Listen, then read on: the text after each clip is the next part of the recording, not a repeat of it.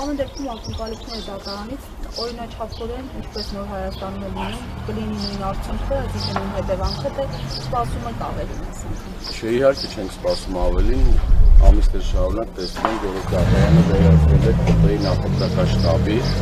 այս դատարանում գործում է դատավոր, որը որ տարբեր ապօրինի որոշումներ առանց աչքը տակելու իրագործում է, ինչպես ԿՊ-ի սրտի դատավոր, իհարկե ոչ մի դրական բան սպասելի չի, միանշանակ։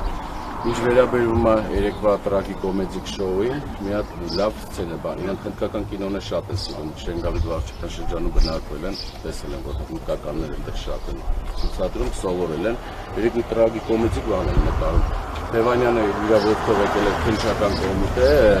Մազմանյան մեքրացիան, որ պետք է գործեր, մուտք գործեր 2-3 մետր հեռավորության վրա է։ Մարդը 2 օր է Հայաստանի Հանրապետությունում նման հոդվածով, ես չգիտեմ, մարդիկ ապօրինի հոդվածը դրել են դավաճանության, չգիտեմ ինչ իրենց մտքով անցել է։ 2 օրը շրջում է Երևան քաղաքում, Կարոզ Արշավյանում, երեք իր ոտքով եկավ, որ տեսնի ինչ է կատարում, մուտք գործի, եկան փանդալները, ձեռնաշղթաներ դրեցին, դեպի նկարել է, որ տանային ցույց տալ, լավս գնք, ոչ մի բան չենք բացառում, ինչ ուզում են թող անեն։ Այսօր ժամը, սիրելի այրնակիցներ, այսօր ժամը 15:30 Արաբկիր վարչական շրջանում մեր քարոզարշավը շարունակվելու է,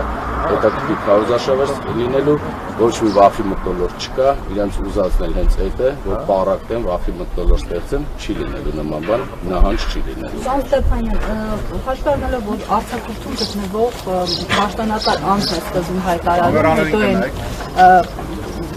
գործընթացներ մեկնարկում, այստեղ խնդիր չեք տեսնում։ Ամենտեղ խնդիր կա։ Մարդը հայտարարում է, որ գնացել է արձակուրդի եւ Քարոզարշավյանում, արձակուրդու մեջ գտնվող ժամանակավոր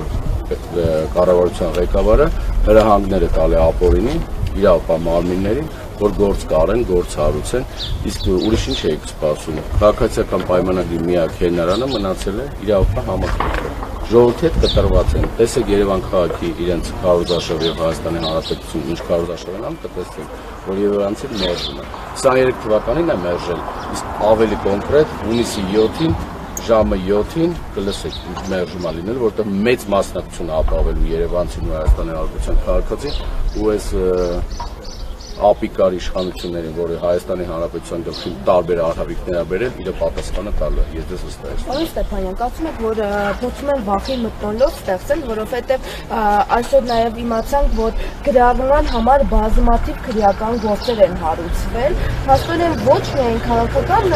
գործիչների են նկատանավորում, նաև սովորական քաղաքացիների, որպեսզի նրանք ակտիվ չլինեն եւ